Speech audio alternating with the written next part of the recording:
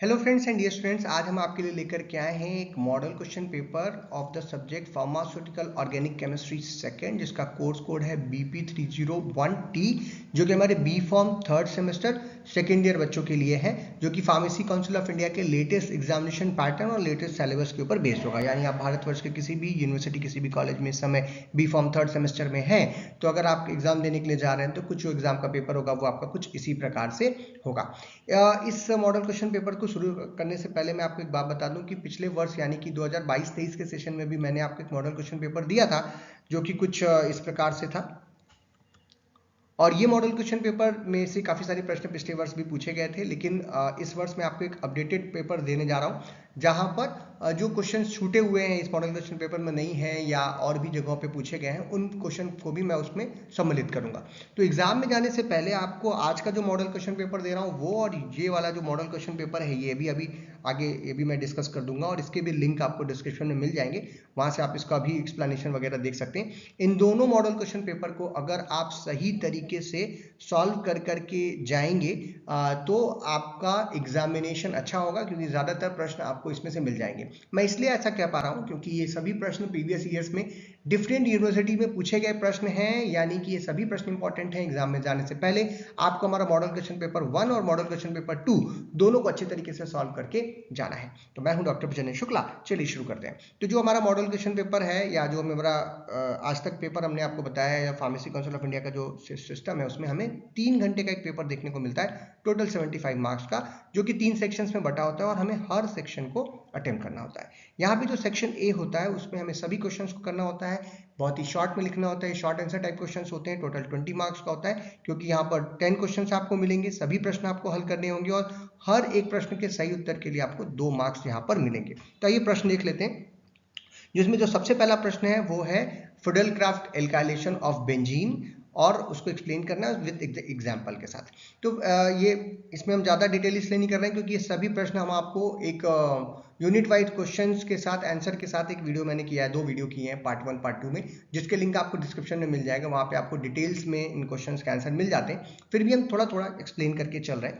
तो जो फिडेलक्राफ्ट एल्काइलेशन है वो बेंजीन के free radical electrophilic substitution reaction का एक एग्जाम्पल है, और इस में बेंजीन जो है वो AlCl3 की प्रेजेंस में किसी भी एल्किल हैलाइड के साथ रिएक्शन करती है, और जो एल्किल ग्रुप होता है एल्किल हैलाइड का, वो बेंजीन में हाइड्रोजन को रिप्लेस करके या सब्स्टिट्यूट करके जुड़ जाता है, जिसकी वजह से आपको बेंजीन का एक एल्किल बेंजीन जो है वो प्रोडक्ट के रूप में प्राप्त होती है। इस तरीके की रिएक्शंस को ही हम लोग फिडेलक्राफ्ट एल्काइलेशन के रूप में जानते हैं। जैसे बेंजीन की रिएक्शन अगर हम लोग मिथाइल क्लोराइड के साथ करा लें या क्लोरोमीथेन के साथ करा लें in the presence of AlCl3, तो हमें टॉल्यूइन प्राप्त होगी, और that is the example of Friedel Crafts alkylation.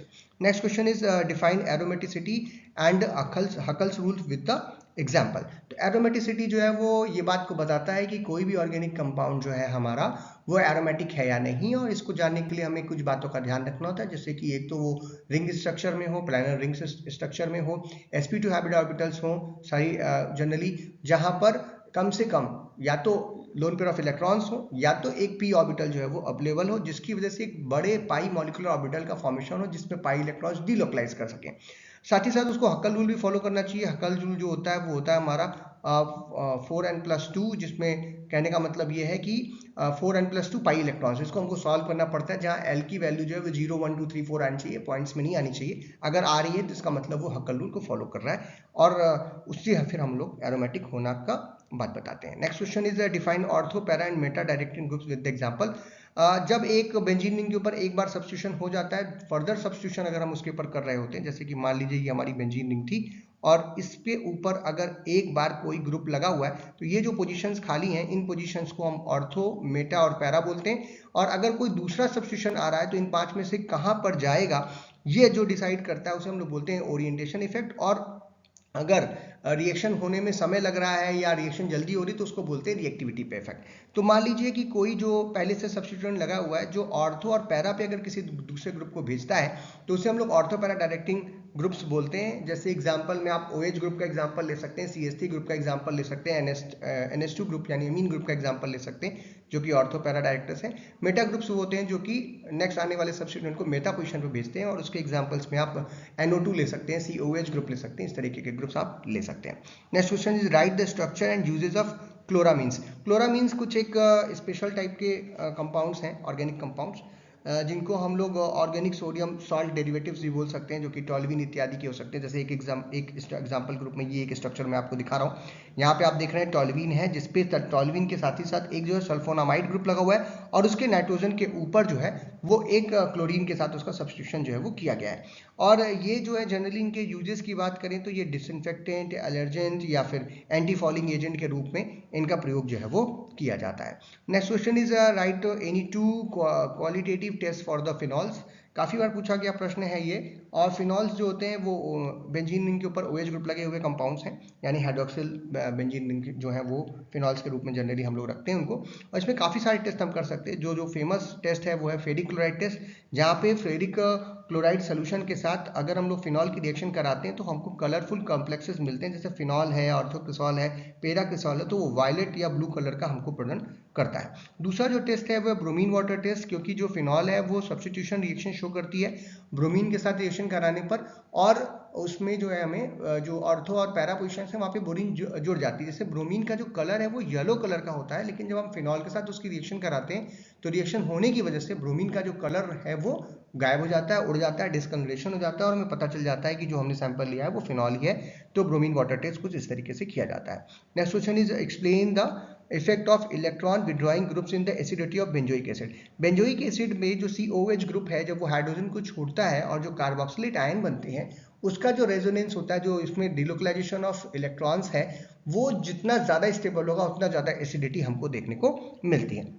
अब इलेक्ट्रॉन विड्रॉइंग ग्रुप अगर होते हैं तो वो जो कंजुगेट बेस बन रहा है बेंजोइक एसिड का, उसको स्टेबलाइज करते हैं, जिसकी वजह से एसिडिटी जो होती है वो बढ़ जाती है। क्योंकि जो एसिड है उसका जो डिलोकलाइजेशन है जो चार्ज का कार्बोक्सिलेट आयन पर, वो भी क्या हो जाता है, इंक्रीज होता है, जिसकी वजह से एसिडिटी इलेक्ट्रॉन विड्रॉइंग ग्रुप जो है वो बेंजोइक एसिड की बढ़ा देते हैं। Next question is give the basicity order of aniline, paranitroaniline and toluidine. तो जो नाइट्रोजन होता है, एनिलीन जैसे मान लीजिए यही होता है, इस पे NH2 मान लीजिए लगाओ, तो ये जो लोन पेयर ऑफ इलेक्ट्रॉन्स होते हैं, इसी की अवेलेबिलिटी से पता चलता है कि ये आने वाले अगले प्रोटॉन को ये एक्सेप्ट करेगा और बेसिक नेचर के रूप में काम करेगा।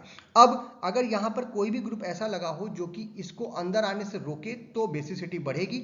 अगर कोई ऐसा ग्रुप लगा हो जो कि इसको यहाँ पर अंदर लेकर आए, खींचे इसको, तो बेसिसिटी क्या हो जाएगी, कम हो जाएगी। तो जो टॉल्यूइन होता है, टॉल्यूइन जो होती है वो सबसे ज़्यादा, क्योंकि यहाँ पे CH3 ग्रुप होगा, वो इलेक्ट्रॉन अंदर डालता है, तो ये रिंग सिस्टम के अंदर नहीं जाएगा, इसकी वेलोसिटी बढ़ेगी, इसीलिए उसकी बेसिसिटी क्या हो जाएगी, इंक्रीज हो जाएगी। तो जो करेक्ट ऑर्डर की बात करें तो एनिलीन तो बीच में चला जाएगा। नाइट्रो ग्रुप लगने पर क्योंकि नाइट्रो जो होता है वो इलेक्ट्रॉन विड्रॉइंग नेचर का होता है, तो वो इसको भी, लोन पेयर ऑफ इलेक्ट्रॉन को भी अंदर की तरफ खींचेगा, इसीलिए यहाँ पर लीस्ट जो बेसिक होगा वो होगा पैरानाइट्रोएनिलीन, उससे ज़्यादा एनिलीन होगी बेसिक, और सबसे ज़्यादा जो बेसिक होगा वो होगा टॉल्यूडीन। तो आपको जो ऑर्डर लिखना है, सबसे पहले इसको, फिर उसके बाद इसको, फिर उसके बाद पैरा टॉल्यूडीन को लिखेंगे और आपका आंसर हो जाएगा। Explain saponification value and RM value, जो नेक्स्ट क्वेश्चन है हमारा। सपोनिफिकेशन वैल्यू में हम लोग किसी भी कंपाउंड में KOH के साथ रिएक्शन करा करके फैटी एसिड को के सॉल्ट को जनरेट करते हैं, जो ऑयल या फैट है। तो जितना ज़्यादा निकल रहा है उसी को उसका सपोनिफिकेशन वैल्यू बोलते हैं। सोप वगैरह बनाने के काम में आता है कि कौन से ऑयल से बढ़िया सोप वगैरह बना सकते हैं। नेक्स्ट, अगर RM वैल्यू की बात करें तो सपोनिफिकेशन वाली रिएक्शन कराने के बाद हम देखने की कोशिश करते हैं कि किसी भी जो है हमारे ऑयल या फैट में कितना soluble, water soluble fatty acids हैं या वॉलेटाइल नेचर के जो हैं, स्टीम वॉलेटाइल में, उसको पकड़ने की कोशिश करते हैं। तो इसको हम लोग इस तरीके से कह सकते हैं RM वैल्यू को कि ये 0.1 नॉर्मल NaOH सोल्यूशन का टोटल नंबर है जो कि रिक्वायर्ड होता है for the neutralization of steam volatile water soluble fatty acid derive from any oil और फैट। तो ये दोनों चीज़ें पता करने के लिए होती हैं। RM वैल्यू का जो मतलब है वो ये है कि वो किसी भी, जैसे बटर या घी है, उसकी क्वालिटी को चेक करने के लिए हम लोग यूज कर सकते हैं। Next question is give the structure and uses of anthracene. तो जो एंथ्रासीन होती है वो एक पॉलीन्यूक्लियर हाइड्रोकार्बन्स का एग्जाम्पल है, जहाँ पे 3 बेंजीन रिंग्स आपकी जो है वो एक दूसरे के साथ क्या होती हैं, सीधे सीधे जो है वो जुड़ी होती हैं, मतलब एक लीनियर कंडीशन में। ये इसका स्ट्रक्चर है, और इसमें बेंजीन जैसे ही यहाँ पे भी स्टेबिलिटी है, यहाँ पर भी ये सभी जो कार्बन्स हैं वो sp2 हाइब्रिडाइज्ड हैं, और यहाँ पे कार्बन में इलेक्ट्रॉन्स का जो है डीलोकलाइजेशन पाई इलेक्ट्रॉन्स का हो सकता है। ये इसका स्ट्रक्चर है। यूजेस की बात करें तो बहुत सारी ड्रग्स हैं, जैसे सेना, कैसेकेरा, एलॉय, जो कि कैथार्टिक एक्टिविटी शो करती हैं, लेक्सेटिव एक्टिविटी, उन सभी के अंदर एंथ्राक्विनोन डेरिवेटिव पाया जाता है, और वो जो कि एक एंथ्रासीन का डेरिवेटिव है। साथ ही साथ जो है इसमें कुछ ड्रग्स हैं जिसमें एंथ्रासीन और उनके डेरिवेटिव्स पाए जाते हैं, जो कि anti malarial, anti HIV, anti fungal, anti viral, diuretic effect show करते हैं। ये वुड प्रिजर्वेटिव, इंसेक्टिसाइड के तरीके से यूज किया जाता है एग्रीकल्चर में, और एंथ्राक्विनोन इससे बनता है, जो कि कई सारे ड्रग्स या डाइस के सिंथेसिस में प्रिकर्सर के रूप में यूज करते हैं। साथ ही साथ ये रेडियो फार्मास्यूटिकल्स में की एक्टिविटी या उसकी जो डिटेक्शन है कि इसमें से कितना क्या नाम है हाई एनर्जी प्रोटॉन्स, इलेक्ट्रॉन्स या अल्फा पार्टिकल्स निकल रहे हैं, उसको ट्रेस करने के लिए भी एंथ्रासीन का प्रयोग करते हैं। लास्ट क्वेश्चन है सेक्शन ए का, that is what is Coulson and Moffitt theory. तो कॉल्सन एंड मॉफेट साहब ने कहा था कि जब भी कोई क्या नाम है साइक्लोएल्केन बनती है, तो जो कार्बन और कार्बन के बीच का बॉन्ड है, जिस तरफ एंगल स्ट्रेन लग रहा है उसी तरफ जो है उसका जो ओवरलैपिंग हो रही है ऑर्बिटल्स की, उस तरफ झुक जाती है, जिसकी वजह से बॉन्ड जो है हमारा बनाना जैसा दिखने लगता है, और इसे हम लोग बेंट बॉन्ड या बनाना बॉन्ड थ्योरी के नाम से भी जानते हैं, जिससे हम किसी भी साइक्लिक स्ट्रक्चर साइक्लोएल्केन की स्टेबिलिटी को डिफाइन करने के लिए इस थ्योरी का प्रयोग कर सकते हैं, क्योंकि वहां पर एक लचीलापन, एक बेंडिंग जो हो रही होती है बॉन्ड की होती है, और उसकी वजह से बनाना जैसा बॉन्ड दिखने लगता है, और उसे हम लोग कॉल्सन मॉफेट थ्योरी के रूप में जानते हैं।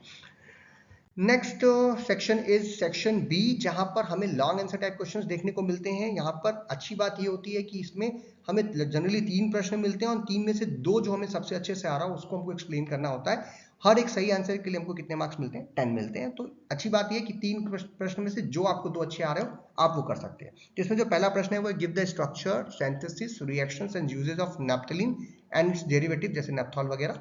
तो इसमें नैप्थलीन क्या है, उसका स्ट्रक्चर कैसे है, सिंथेसिस कैसे करते हैं, जैसे हार्वर्ड सिंथेसिस मैंने पिछले वीडियोस में बताई थी आपको, और उसकी रिएक्शंस कैसे करती है। तो ये नैप्थलीन भी जो है वो इलेक्ट्रोफिलिक सब्स्टिट्यूशन रिएक्शन ही शो करती है, उसके बारे में बताना, इसके यूजेस वगैरह के बारे में यहाँ पर बताना है। Next question is give. अब ये बहुत थोड़ा बड़ा हो जाएगा तो इसको हम लोग एक्सप्लेन नहीं कर रहे हैं, लेकिन आप जो है जो हमने पुराने वीडियोस डाले हैं उसका लिंक आपको नीचे मिल जाएंगे पूरी प्लेलिस्ट के, वहां से आप इसके आंसर जरूर निकाल लीजिएगा, या जो भी किताब आप पढ़ते हैं वहां से निकाल लीजिएगा। Give analytical, synthetic and other evidences in the derivation of the structure of benzene. ये बहुत बार पूछा गया।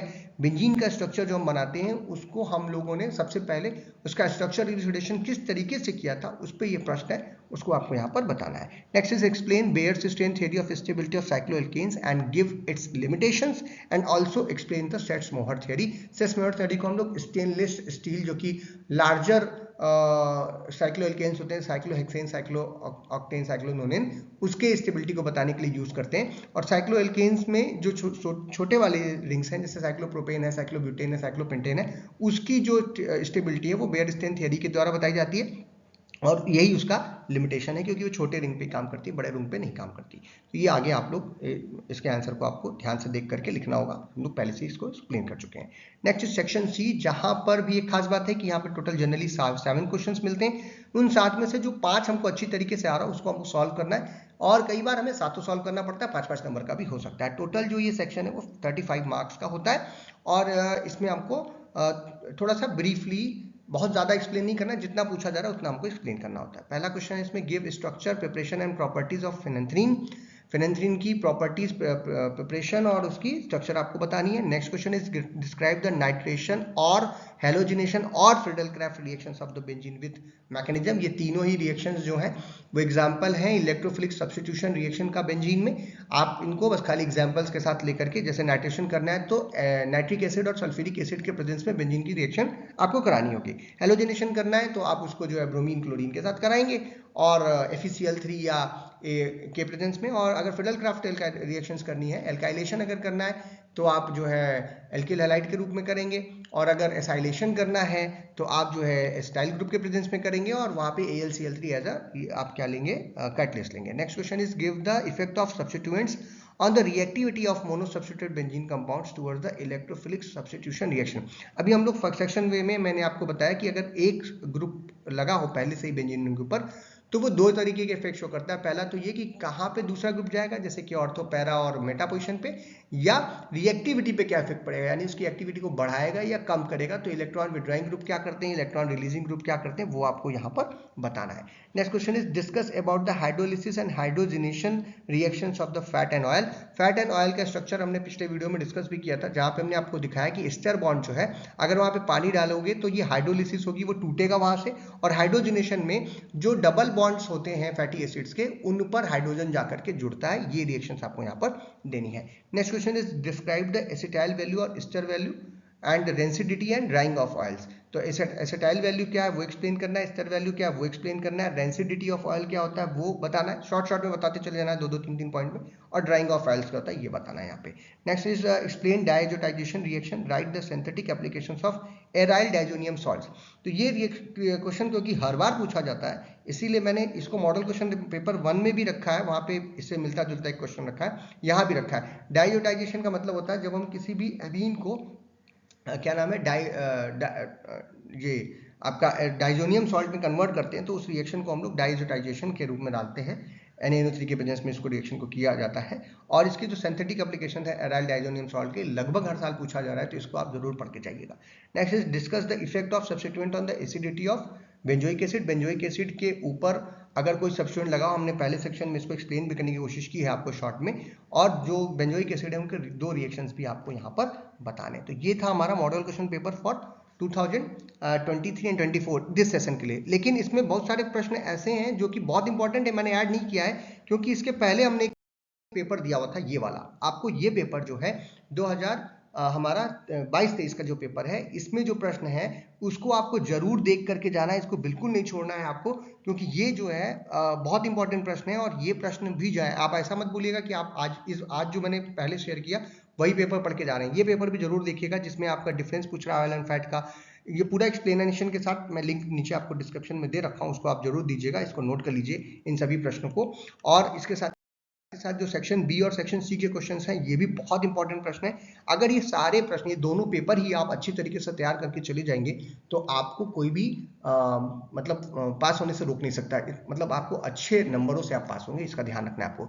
सेक्शन बी में जैसे एंथ्रासीन डेरिवेटिव का क्वेश्चन पूछ रहा है, आपको बेंजीन में इलेक्ट्रोफिलिक सब्स्टिट्यूशन रिएक्शन पूछ रहा है, ठीक है, और जो फिनॉल है उसकी एसिडिटी के ऊपर प्रश्न पूछ रहा है, ये आपको ध्यान रखना है। सेक्शन सी में बेयर स्टेन थ्योरी पूछ रहा है, साइक्लोएल्केन का लिमिटेशंस पूछ रहा है, हकल थ्योरी पूछ रहा है कैसे करते हैं और उसको कैसे एक्सप्लेन करेंगे आप एग्जांपल्स के साथ। यहाँ पर बेंजीन में अगर इलेक्ट्रोफिलिक सब्स्टिट्यूशन हो रही है तो ओरिएंटेशन पे क्या इफेक्ट है, वहाँ पे हमने रिएक्टिविटी डाला, यहाँ ओरिएंटेशन डाला। RM वैल्यू कैसे निकालते हैं, फैट और ऑयल की जो भी रिएक्शन है वो आपको यहाँ पे बतानी है। सेस्मेयर थ्योरी जो है साइक्लोएल्केन से उसको एक्सप्लेन करना है, और साइक्लोप्रोपेन और साइक्लोब्यूटेन की रिएक्शंस आपको देनी है। Synthetic applications aryl diazonium salt का, जैसे मैंने कहा, ये इंपॉर्टेंट प्रश्न है। और एक प्रश्न है आपका रेजोनेंस स्ट्रक्चर एनिलीन का कैसे होता है, यानी एरोमेटिक एमीन्स क्या होती हैं और उन पर इफेक्ट क्या पड़ता है बेसिसिटी पर अगर कोई सब्स्टिट्यूएंट लगा हो। ये प्रश्न आप जरूर पढ़ के जाइएगा, दोनों पेपर को अच्छी तरीके से तैयार कर लीजिएगा, और आप सभी को जो है इसका बहुत ज़्यादा फायदा होगा, ऐसा मेरा मानना है। तो अगर आप ये दोनों पेपर पढ़ते हैं और आपका पेपर अच्छा होता है तो जरूर हमें कमेंट में बताइएगा कि आपका पेपर कैसा गया। लेकिन ये दोनों पेपर के जो लिंक हैं, जो PDF फाइल्स हैं, वो सब आपको डिस्क्रिप्शन में मिल जाएगी, आप वहाँ निकाल सकते हैं। जो हमारे शॉर्ट आंसर टाइप क्वेश्चंस हैं उनका एक्सप्लेनेशन, यूनिट वाइज जो इंपॉर्टेंट क्वेश्चंस हैं वो मैंने बनाया, उसका लिंक आपको डिस्क्रिप्शन में मिल जाएगा, वो आप पढ़ लीजिए। और यूनिट वाइज क्वेश्चंस इंपॉर्टेंट जो हो सकते हैं बड़े वाले, वो भी हमने बनाए हैं, उसका भी आपको लिंक डिस्क्रिप्शन में मिल जाएगा। साथ ही साथ प्लेलिस्ट भी मिल जाएगी, पूरा सिलेबस हमने एक्सप्लेन कर रखा है, वो आपको डिटेल में आंसर लिखने में मदद करेगा। तो आशा करता हूं कि ये वीडियो आपको पसंद आया हो। अगर पसंद आया तो इसे लाइक कीजिए, अपने फ्रेंड्स में शेयर कीजिए, चैनल पर नए हो तो चैनल को सब्सक्राइब कीजिए। वीडियो को देखने के लिए बहुत बहुत धन्यवाद।